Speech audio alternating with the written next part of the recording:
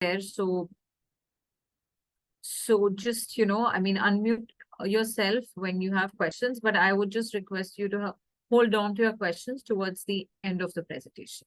Yeah. Thank you so much. Okay, so let's begin with the session today. Firstly, thank you so much for being such active partners with us, engaging with us and understanding the product. I see applications coming from American Connections, EEC, and we have been partnering with them for the last few months or so. And I know that, this association will continue. So we definitely want your support for it. Now, I'm going to play a short video that will give you a glimpse of the university campus, how it is like. Of course, it's a public university spread across almost 450, 500 acres of land. So here you go. Here's a glimpse of the university.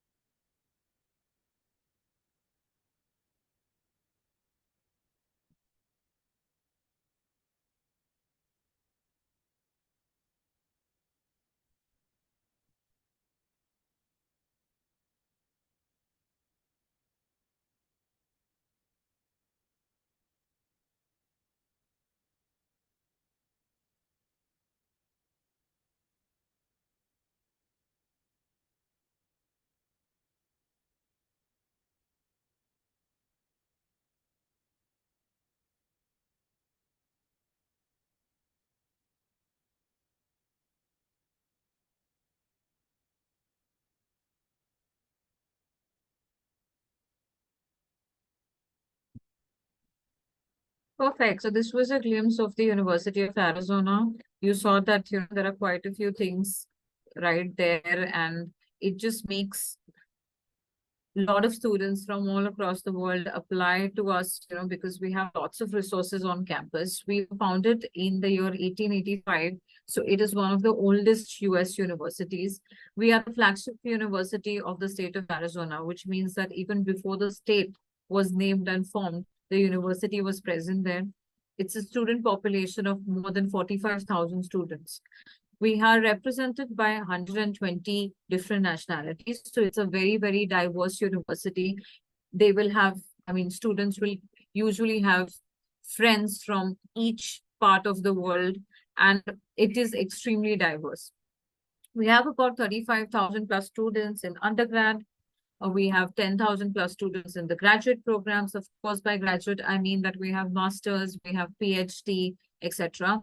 We have about 10% international students on campus. Here it says 6.5, which is of last year.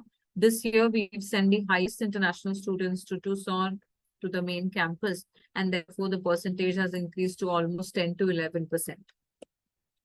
Now, I know that location plays a very, very important role, because especially students and their parents have lot of, assumptions about locations, and they know a few places, and they keep talking about those places, especially New York, Boston, San Francisco. They know Texas, and, there are a few locations which are obviously very, very popular amongst Indian students. And the reason could be, of course, they have family there. They always have people who have gone to particular universities. And it could also be because that's all they have been exposed to, as kids or since childhood, especially exposure to media, films, television. They get exposure only to the bigger cities. But US is a big, big nation. There are lots of states, there are a lot of important cities, and Tucson also happens to one of the most important cities. Arizona as a state is the 5th largest state in the whole of US. And that is why there are a lot of students who are interested to go to Arizona. It also is on the West Coast, similar to San Francisco, Las Vegas, Los Angeles, San Diego, Phoenix, and more. But if you've heard of these places, you would also know that these are extremely expensive places. Tucson, on the other hand, is very, very affordable. It's one of the most affordable cities to live in. It has the best air quality. There are clear skies throughout the year. Temperature is one of the reasons why students choose Tucson. The temperatures are anywhere between 18 to 24 degrees Celsius in winter, so it's not extremely cold. So those students who particularly have problem with extreme climatic conditions choose Arizona as a location, because here the temperature is very close to how we experience here in India, so they don't have to undergo any major adjustment changes.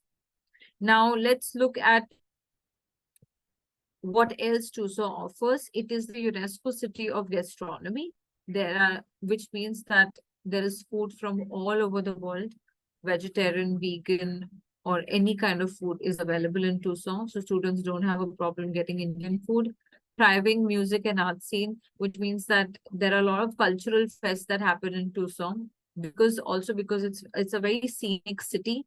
They offer a lot of outdoor space for students to hike, bike, trek, so there are a lot of activities that can be done in and around Tucson. It is in the top 10 hospitable cities by the Business Insider. Yeah. Now, I was saying that Tucson is very reasonable, but how reasonable it is, let's have a look. This is the cost of living index. Tucson is 52% lower when it comes to cost of living as compared to San Francisco. Yeah, it is 28% lower as compared to New York. I just request you all to mute yourselves, please, so that there is no echo. Yeah, thank you. As compared to Seattle, it is 24% lower, and as compared to Austin, Texas, it is 8% lower. So it is a very, very affordable city, and therefore it's a popular choice for students because it just fits, their budget. It is a very pocket-friendly city. Now, you already saw the glimpse of the main campus. It's a beautiful main campus spread across 500 acres of land. It is spread all across in Tucson. It's a city center campus, so they don't have to go away from the city. It's actually just 10 to 15 minutes away from the airport, Tucson Airport.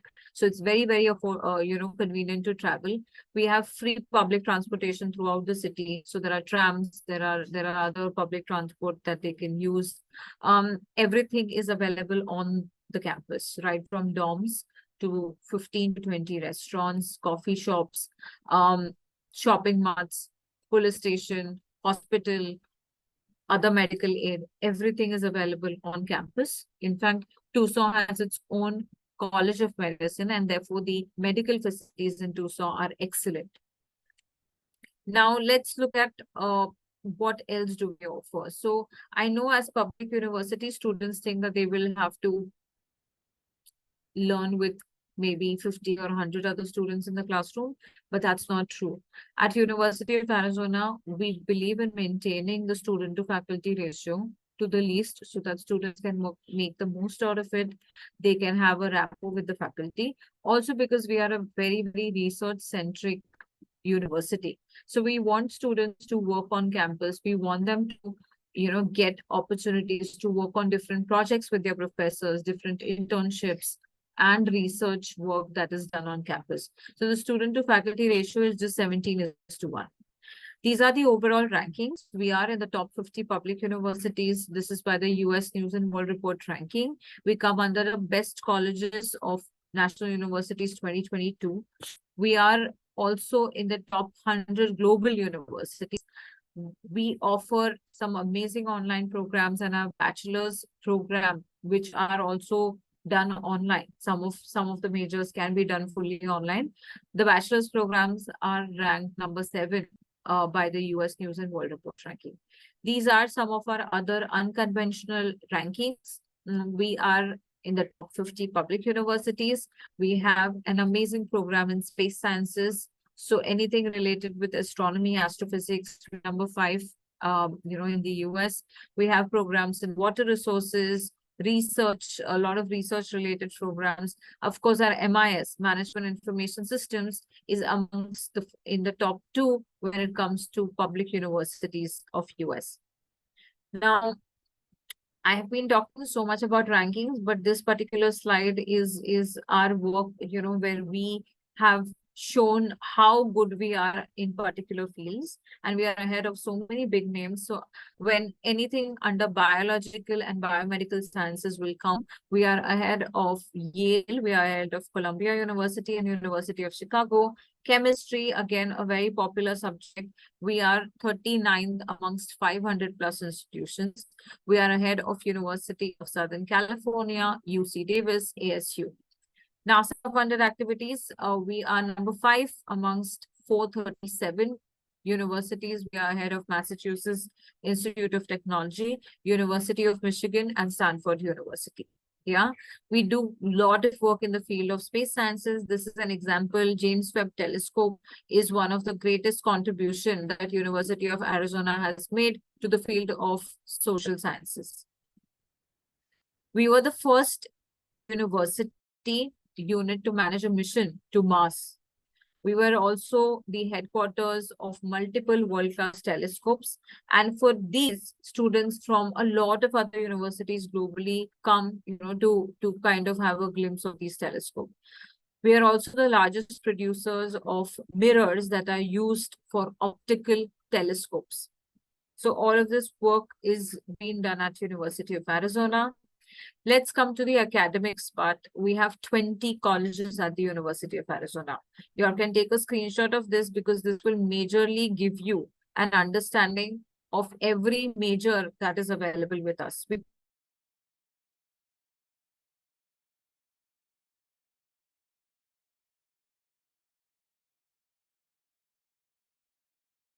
Nutrition, food sciences, communication, journalism, we have all of it. Under the College of Engineering, we have 15 majors, both at the undergrad as well as the grad.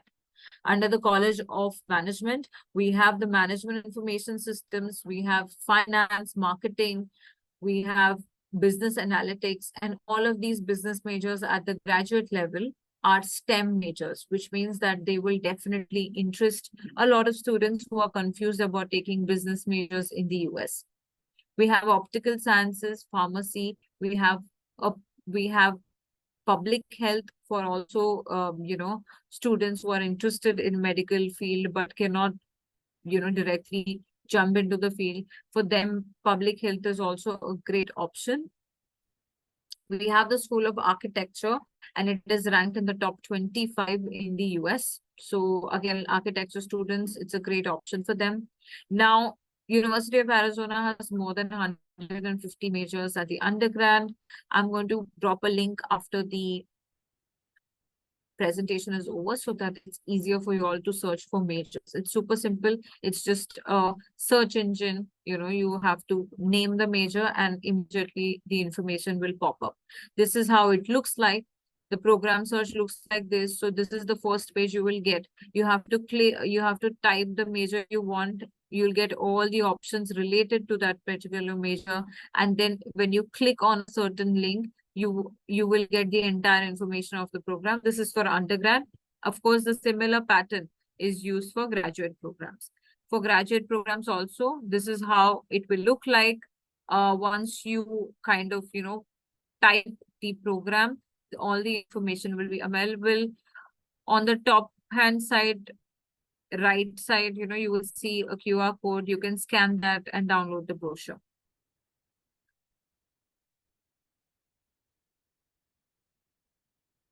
Okay, perfect. I will come back to this slide, in case you all were not able to download it. I will leave a link in the chat box also so that, it's handy for you. Now let's look at some of the popular programs. We have computer science, we have electrical engineering, psychology, business analytics, data science, biomedical engineering, industrial engineering, architecture. Now, these are just a few that we think Indian students are interested in. But of course, there are a lot more programs and there is no restriction for students to choose any programs, especially for undergrad. Please, pass this message to students that they can study more than one subject and they don't have to decide right now. So I'm talking about something called as a double major or a major and minor, which is a very common practice in US, especially in bigger universities that offer lots of options. So they can study computer science and business together. They can study engineering and psychology together. They can study marketing and business together. So there are lots of options. Yeah. We also support international students very well. We have tutoring services, we have faculty advising sessions. The ISS, that is the International Student Services team, helps with visa formalities and other things. We have counseling services because we are aware that students come to us, leaving their family, friends, home behind, and, it could get slightly difficult for them to adjust, because it's a new city, new people. So we have counseling services on campus that help them get adjusted to the new university. We have student success centers where they get to talk to alumni and understand their success stories, understand how they were able to get jobs, internships, etc. So you see that there are a lot of resources on campus. There are about 600 plus clubs and organizations. We also have the honors college, etc. Now let's come to the most important part, especially for you all, because I know that all of you all here do applications, understand, upload documents, etc. This is the most important part. For undergrad applications, this is the website everywhere.arizona.edu. Okay, this is where you make the application. It is a very simple application for undergraduate students. We do not require SATs. We need English test only for two majors, that is business and engineering, because these are competitive majors. They require higher GPA. For all the other majors, you can upload an MOI, that is the medium of instruction letter. There is no particular format. The medium of instruction letter should be on the school letterhead and signed by the authorities. That will help them give a waiver. Again, guys, I'm talking about undergraduate application. We are yet to come to the graduate application. Okay. You have to upload the transcripts, upload the proof of English, and any other things that are pending. And the application fee is $85 for undergraduate applications. These are the GPAs that are needed. Again, it is not your task, to calculate the GPA. We look at the 9, 10th, and 11th grade scores. You just have to submit the documents on the basis of what you understand, typically around, the certain curriculums are there in India. Whichever curriculum the student has been following, whether it is the state board, whether it's an IB or a Cambridge curriculum, it does not matter. Just upload the documents. These are some selective majors that need slightly higher GPA, but for all the others, students get accepted on the basis of their overall application. Yeah. Now, what all is needed for graduate applications? Graduate applications work slightly differently. Every graduate program has its own needs in terms of what all is required. But there are certain common things that are put up here in the presentation today. First thing, when it comes to graduate application, is deadlines. So you have to be very, very particular about deadlines. Every graduate program will have different deadlines. We're doing this training today is because most of the graduate deadline, that is masters, are in the month of December, January, and February. Once these months go, you will not be able to make applications for a lot of popular programs, guys. Yeah. So if you have any graduate students who want to pursue their higher studies or have us as one of their options, these next 2 months are very important. For undergraduate studies, May 1st is the deadline for fall. Okay. So for undergrad students, there is of course a lot of time, but for graduate students, there is no time left. Yeah. Before May 1st, the undergrad students have to get an offer letter and accept the offer, which means they should ideally finish the entire application by March, April at the most. Yeah. If they are very particular about living on campus, it is not mandatory for us, but let's say their parents want them to live only on campus, etc., then in that case, they have to apply even earlier, because if they apply early, they get access to housing early and they can block their housing. Housing usually gets sold out by January or February. Yeah. We need personal statements, CV, letters of recommendation for graduate students. Standardized tests like GMAT, GRE are, of course, not required for all programs. So which is beneficial. A lot of our popular programs do not require GMAT, GRE, and I will go through some of them in my future slides. English proficiency is required. We do not accept Duolingo scores for master students.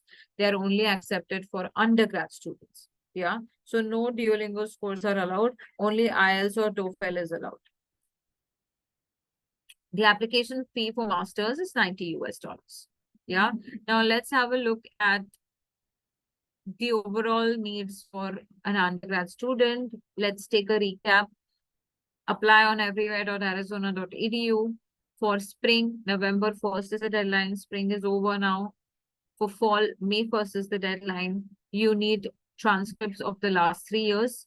You need English test scores or MOI, and you need to submit and pay the application fee. These are the important pointers for undergraduate studies.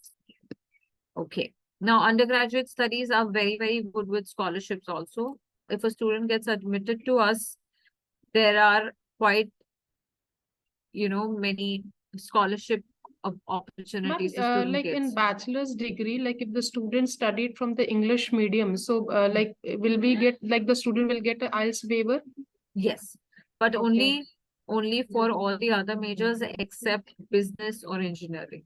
If the student Okay. wants to go for any of these two majors, then they will have to submit an IELTS or a TOEFL score, because these are competitive majors. Yeah? Okay, and Duolingo PT is not acceptable. For undergrad, it is.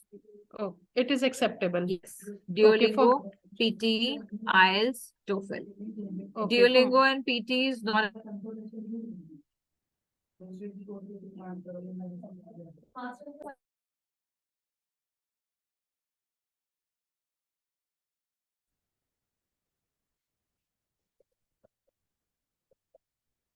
Okay. All right. So on the screen, you see examples of scholarship. The maximum scholarship for undergrad students is $23,000 US. It is quite a bit. It helps you cover almost 50 to 60,000 US. I mean, 60% of scholarship from the tuition fees. So it's quite a bit. And this is per year. So if somebody is getting 20,000, 23,000, it'll be per year. So that'll be 20 into 4, which means they will get almost $80,000 scholarship. Okay, moving on. Please take a screenshot of this. We've made a chart that will help you understand which are the spring programs. Okay. Not all programs are available in spring. Okay, there are very, very limited programs that are available in spring. This is for masters. For undergrad, all the majors are available in spring. So please have a look at these. These are some programs that are only available, that are available in spring. Fall, of course, is a different intake. In fall, all programs are available. So here we've tried to list a few important programs that you all usually get interest for. You will see aerospace, architecture, biomedical engineering, computer science, data science, etc. Now let me flag a few things for you all. Can you all see the last column, the deadline column? You will see most of the deadlines are January, February, December, etc. So which means that the next 2 months will be extremely important for you all if you're looking to do applications. Let's talk about programs that do not require GMAT GRE, because that will be probably the most attractive things. Computer science, I know here it says requires GMAT GRE, but it doesn't. No, it says it doesn't require. Okay, perfect. So we've updated it. So they have waived it off for the fall intake, fall 2024. Data science doesn't require.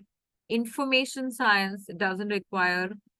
Under information science, we have human-centered computing, machine learning, robotics and automation, doesn't require. Okay. There are a whole bunch of business programs where waivers are available, like marketing. We have, we have economics, etc., where GMAT GRE is not required. Business analytics, also they can look at the profile. So please reach out to us, with any questions that you all want to ask the department, and we'll be very happy to, clear them out for you. Like I mentioned, TOEFL and IELTS is accepted by graduate program, and it's important that students send their official scorecard. Just uploading these scores will not make any difference to the application. They have to send it officially.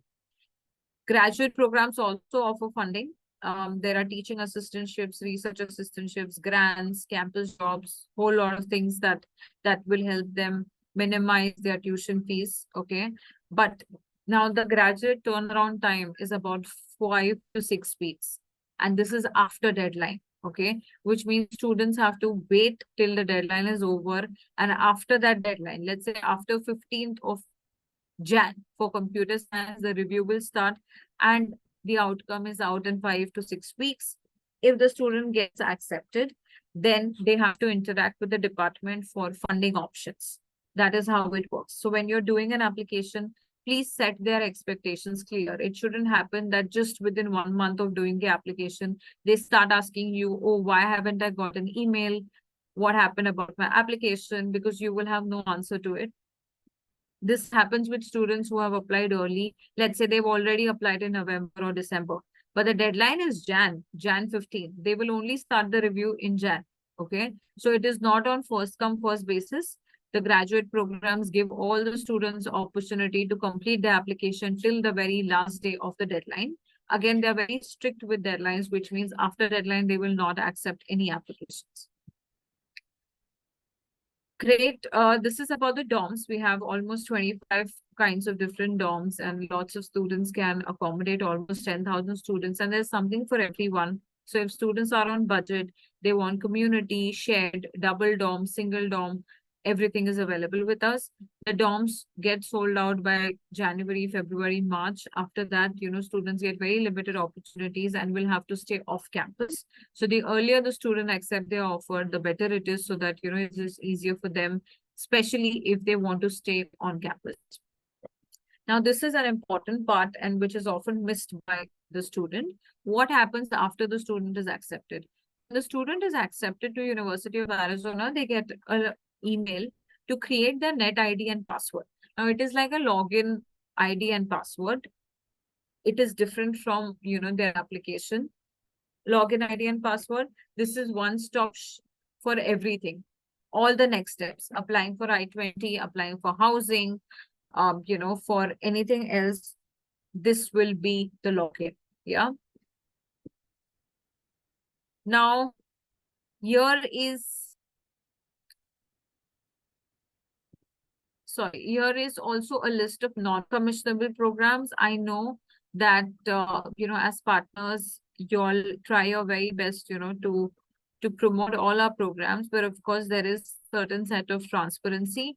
I know most of the programs listed here are not really taken up by Indian students, except for the MBA or MIS, for which anyways, it's very, very difficult for students to get accepted.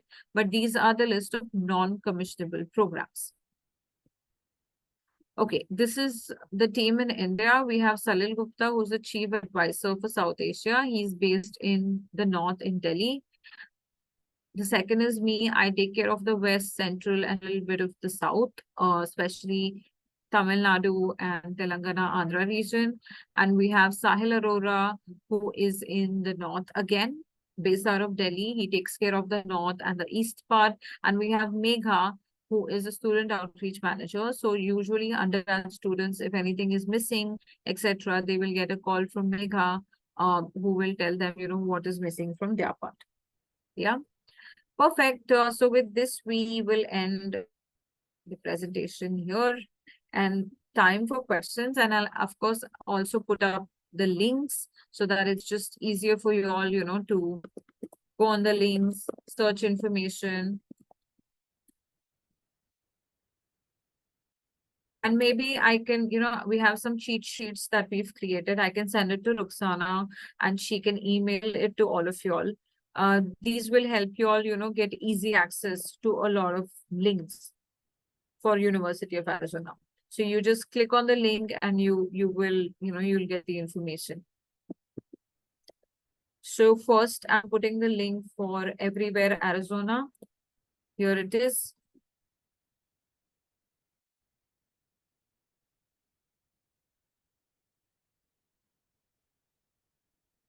Now to explore the degrees or the majors, I'm putting the link here again for undergrad majors. So in the list or the chart that I've made, all the tuition fees, everything is available. So I think that'll be easier for you all. Perfect. So time for questions, guys. You all can unmute yourself. You all can put it in the chat box. Anything. Two very important things I missed out, which was not a part of the presentation. We accept 3 years bachelor's degree. Very, very important. So 3 years bachelor's degree is accepted. We do not require a 4th year to apply for any of our programs. Not computer science, nothing. Okay. So if a student has a BSc IT, they can apply directly for a computer science program. If they've done a BCA, they can apply directly. Okay. So we accept a 3 years bachelor's if it is from, of course, a NARC accredited AB university here in India. So yeah, that is one thing that I wanted to tell you all. What other questions do you all get? Anything that is on your mind you would like to ask us?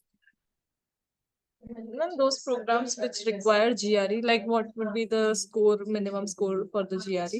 That's a good question. So the programs that require GRE in the catalog, I'll just share the graduate catalog also. The scores are mentioned. So for business programs, there is no minimum score. But if they're looking at any of the engineering related programs, then the minimum score are mentioned and it is different for different programs. So there is not one particular, score that is needed. Of course, it is different for different programs. Yeah. Now, this is the catalog for graduate programs. Just have, just click and bookmark it so that you know.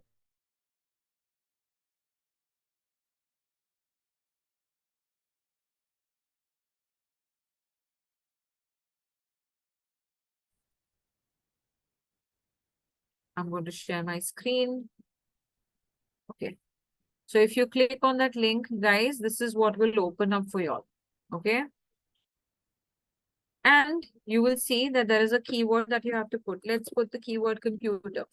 So under computer, you will get all the programs related to computers. Let's say the student wants computer science. So let's just put computer science and you will get the programs. If you click on this computer science MS, this is what will open up. Program details will open up, guys. Okay. The program details will have everything in place. 1 second, it is taking time to load. Let's click some other program. Yeah. So the program details will appear like this. Everything that the program needs is given. The deadline is given. Everything is given. Yeah. There is no required standardized test, which means there is no GMAT GRE required. The program is data science and statistics. This is for computer science. Here you go. Everything in detail is mentioned. It also mentioned the GRE has been waived off for fall 2024 admission. So it's a very, very clear-cut, link for you to know more about the program. Yeah. So that is how the link will work. Yeah. Perfect. Any other questions? Ma'am, for PG, like IELTS is 7 and TOEFL requirement is? Usually it's 79 for any technical programs, but if the student is going for any business related program, then it is 90 or 100 plus. It will depend on program to program. Marketing has different, business analytics has different, etc. But for technical programs like computer science, engineering, etc., it is 79. Ma'am, you see, Sorry, guys, ma'am, I-20 deposit any? for undergrad or grad? Both, ma'am. Both. Okay. So for the undergraduate, the I-20 amount is close to $60,000. Okay. I'll just put the breakdown here in the chat box. That is the calculated cost. Okay. Calculated tuition cost, of course. And for graduate program, it will depend on program to program. So it will depend on the program fees. Every program has different fees, of course.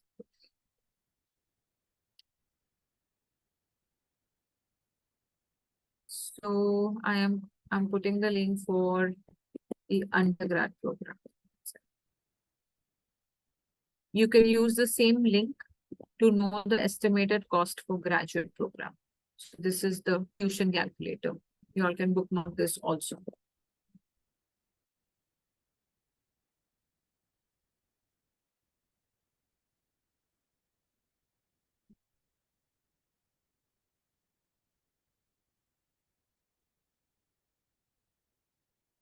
Okay, what else would you like to know? Most of you are from Gujarat, in and around Gujarat, right?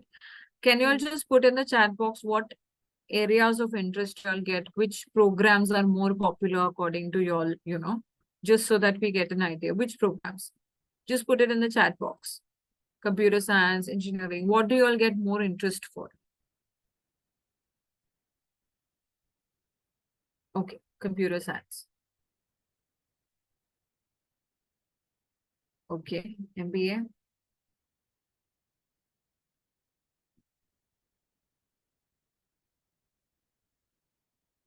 Data analytics, perfect. Because there are a lot of programs that do not require GMAT GRE, okay? And typically for Indian students, there are opportunities for waiver, for English waiver available even for master's students, okay? However, they are recommended to have a score, especially if they want to apply for funding, okay? Because the funding is as research assistantship, teaching assistantship, etc. And therefore, it's important they have a score in place, which is an IELTS or a TOEFL score. Our MBA program is not STEM, Shivani, okay? It is not a STEM program. They can club it with a STEM degree and make a dual degree. Our business analytics, marketing, finance, accountancy, economics, all are STEM. Okay, so they can do 1 year MBA and 1 year specialized masters. That's called the dual degree program. And that makes it a STEM degree. Okay. So that has to be done during the applications, like at the initial stage. Yes. Application, we need to mention that on. Correct, correct. So you have to make 2 separate applications. The student has to get accepted by both the programs. Okay. But again, coming back to the first point, or rather the point that we saw in presentation, MBA is a non-commissionable program. Okay. All right. What are your other, how much do you all get undergrad inquiries, guys? Because undergrad is the most sellable at University of Arizona, if I would say, because we get a lot of students from your region who apply directly with us, okay? From different means, they come from different schools, colleges, they come from state board, CBSE. So yeah, undergrad is a big market, I'm sure. And I know that there are challenges as partners, to capture undergrad students, but trust me, the EEC applications that have been done last year and this year are mainly for undergrad. Very rarely for masters, mainly for undergrad, and students have gone successfully to University of Arizona. So I'm sure undergrad can work well. They have excellent scholarships, no SAT required. There is always a way out with the English proficiency, so undergrad is very, very doable. Grad programs, on the other hand, are competitive, need thorough counseling of students, and really understanding if the student is a good fit for the program, because the GPA and everything is really looked into. Yes, NIOS is accepted. backlogs, gap year, there is no particular rule. Okay, so do not worry about that.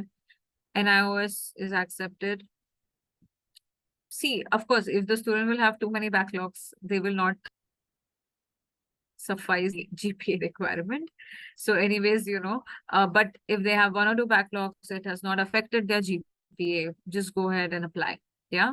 Most of the graduate programs need a 3 GPA on the scale of 4, which typically by Indian standards is definitely 7.5 or so. Of course, it will depend on university to university. It will depend on their calculation. And therefore, I'm going to help you with a tuition, a calculator that will help you get at least an approximate GPA. If the student is just very confused and says that, I'm above 3, but you think the student is not above 3, you can use that calculator. Yeah, perfect. I'll just put up in the chat box. But yeah, y'all can go on, ask questions. What are the other questions like?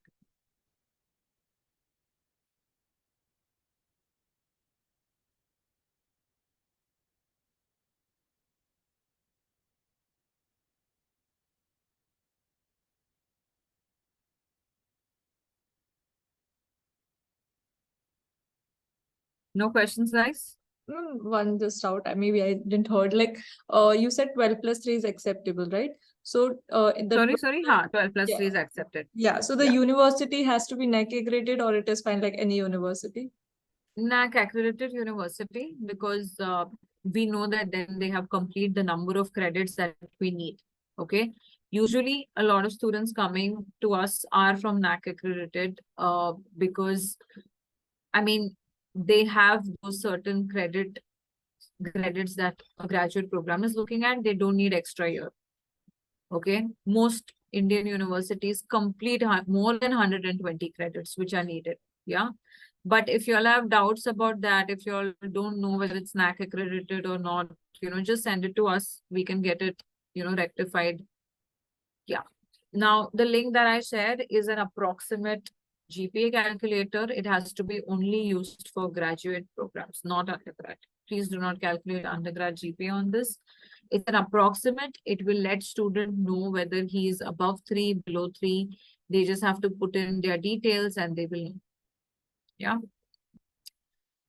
So guys, next 2 months, extremely important, please be, kind of focused. Please understand that, this is the chance to do applications. After that, you'll not get the chance. Shivani has another question. How much is the deposit to reserve a seat? Now, there is a deposit for undergraduate students, which is uniform. It is $450. When you pay the $450, you apply for I-20 and you move on with the next steps. For the graduate students, that is for masters, the amount will usually differ from program to program. They will get an email from the department. So it has nothing to do with us. They get an email directly from the department asking them how can they reserve the seat. Okay. So the undergrad amount is $450.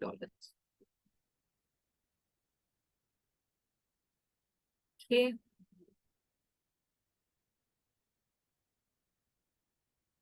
Anything last minute? Okay, let me also talk about something that I've been talking to all the partners. I know that there is a lot of comparison with ASU, and a lot of them think that we are the same. So firstly, thank you for all of you to, kind of point it out to the students from the very first conversation that you'll have, that we are not the same. These are 2 different universities. So if you come across students saying ASU, but they're talking about us, please correct them in the first place itself so that they know where they are applying. Okay. Again, ASU and University of Arizona, we are just known for different things and the missions are totally different. We are a research university and, we are more towards a lot of other programs related to technology, research, etc. ASU, on the other hand, is known for different things. The second very important point of comparison is that University of Arizona has limited number of acceptances going out, limited, seats available, etc. So you will see that, probably some of your students might not get it. And it is absolutely, normal at University of Arizona, even though the students have everything in place. The competition is so high and the class sizes are smaller that sometimes the best of the students don't get in. And the reason is not the student, it's just that they want a mixed classroom full of, different kinds of experiences. Yeah. Thirdly, if a student is again very confused and from the state of Arizona, if he wants to just apply to one university, which is a lot of times ASU because it's just popular and they always have friends who've gone there, etc. Please tell them that Phoenix is much more expensive as compared to Tucson when it comes to living cost. Okay. And though they might not see that when they're applying to universities and, they will start realizing that once they start living there. Okay. So Phoenix is definitely expensive. Also because the number of students that go to Phoenix every year, thanks to ASU, of course, the cost of living there has increased. Everything is expensive. It is, of course, a bigger city, but the rent, and the overall, living things are quite expensive there. Tucson, on the other hand, it's a lesser expensive city. It is reasonable. It is the second largest city, and it's about 1.5 hours away from Phoenix. So I know that students often tell me that I have relatives in Phoenix and, I want to go to Phoenix, but just tell them that it's just an hour drive. So it's not very far from where your relatives are. And I mean, it's not even like they stay with relatives. So, so if they give you this relative excuse, please tell them that, this is what it is. Yeah. Do you need GRE for MS Computer Science? No, it has been waived off for fall 24.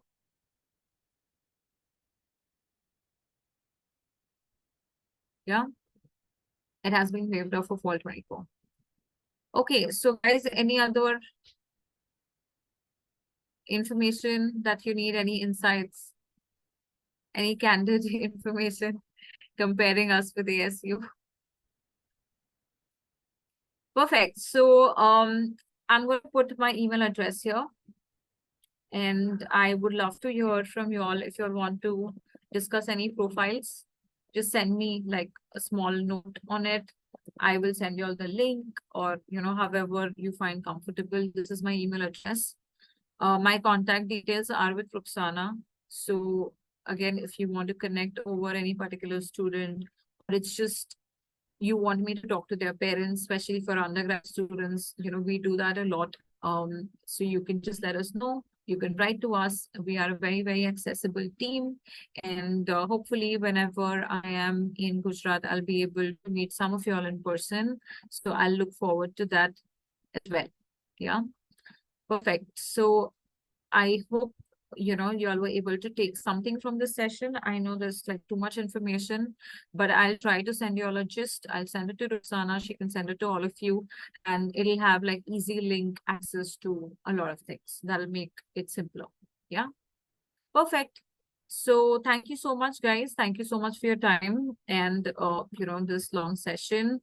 And I look forward to hearing from you. I look forward to receiving a lot of applications from you. And University of Arizona is a great university. I've been working last 4 years and heard only positive reviews. And I've actually worked with a lot of other US universities in the past directly. I've been doing this, last 10, 12 years.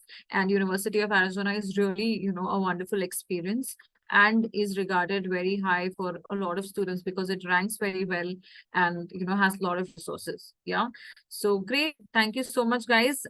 Wish you the very best for the application season and for the fall cycle. Thank you. Thank you so much, ma'am. Thank you. Bye. Bye. Thank you, ma'am. Thank you.